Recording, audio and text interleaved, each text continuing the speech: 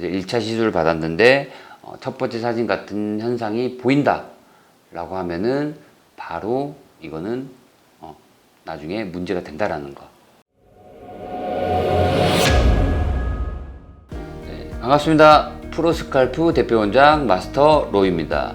네, 앞으로 S&P에 관련된 다양한 내용들로 이제 찾아볼 건데요.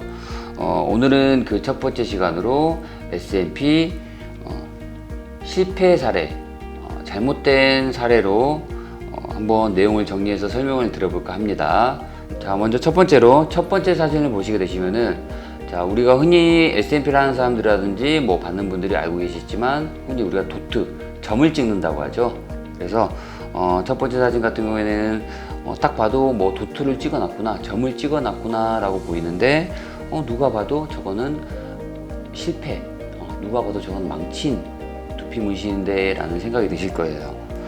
도트들은 선명하게 보이지만 그 도트들이 실제 모발의 단면을 표현한 그런 미세한 예쁜 도트들이 아닌 누가 봐도 매직이나 사인펜으로 찍어놓은 듯한 그런 도트들로 보여요. 그렇죠? 첫 번째 사진 같은 경우에는 두피 문신 시술을 받은 지 한 달도 안 된 모습이라고 보시면 되실 것 같아요.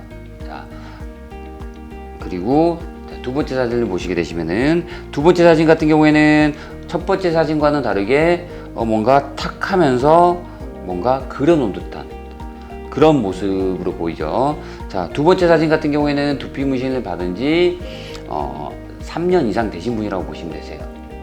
시간이 오래된 모습. 그리고 이제 첫 번째 사진 같은 경우에, 다시 한번 첫 번째 사진 보실게요. 첫 번째 사진 같은 경우에 이 진해 보이는, 자, 전부 다 진해 보이긴 하지만 유독 더 진해 보이는 부분들이 있어요. 그쵸? 그죠? 이 진해 보이는 부분들, 이런 도트들을, 이 진한 도트들이 시간이 지나면서 서서히 확장을 하게 돼요. 서서히 퍼지게 된다라는 거죠. 자, 서서히 이 진한 점들이 서서히 퍼지면서 그 주변 점들, 그 주변들도 같이 퍼지겠죠. 퍼지면서 점들이 붙어버리는 거예요. 시간이 지나면서 붙게 되면은 두 번째 사진처럼 이제 하나의 면처럼, 색칠해 놓은 것처럼 보이게 되는 거죠. 시간이 지나면은. 그래서 이 진한 점들은 주변 점들하고 붙어서 하나의 면처럼 보이게 되고, 자, 자세히 첫 번째 사진을 자세히 보시게 되시면은, 자, 진한 점들도 있지만 되게 약한 점들도 있어요. 그렇죠? 자, 그 약한 점들 같은 경우에는 시간이 지나면서 서서히 흐려지게 돼요. 그러면서 두 번째 사진을 보시게 되시면은 진하게 칠해 놓은 부분도 있지만 또 중간중간 부분 약해 보이고 되게 밝아 보이는 부분들이 있어요. 자, 이런 부분들은, 자, 시간이 지나면서 서서히 흐려지다 보니까 또 거기는 비어 보이고, 자, 그렇게 되는 거죠. 그래서 어쨌거나 첫 번째 사진 그리고 두 번째 사진 모두 망친 사례, 실패 사례는 맞다라는 거죠. 내 두피가 첫 번째 사진처럼 보인다 라고 하면 시간이 지나면은 두 번째 사진처럼 보이게 된다라는 겁니다. 그래서 혹시라도 내가 시술을 받으려고 하고 시술을 받았는데, 그래서 1차 시술을 받았는데 첫 번째 사진 같은 현상이 보인다 라고 하면은 바로 이거는 나중에 문제가 된다라는 거.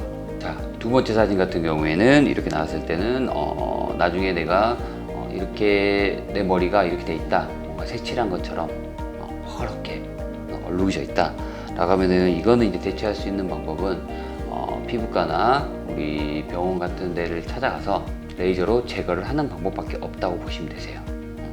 그래서 레이저 제거를 하고 정말 경험이 많고 정말 잘하는 업체를 찾아가셔서 충분한 상담을 받으시고 재시술을 받는 것을 추천드리고요.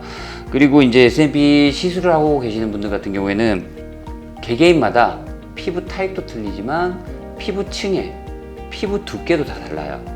자, 그러면은 우리 이제 S&P를 하시는 전문가분들 같은 경우에는 육안으로는 우리가 이 사람의 피부 두께라든지 피부 타입, 피부 특성에 대해서 정확히 알 수가 없어요.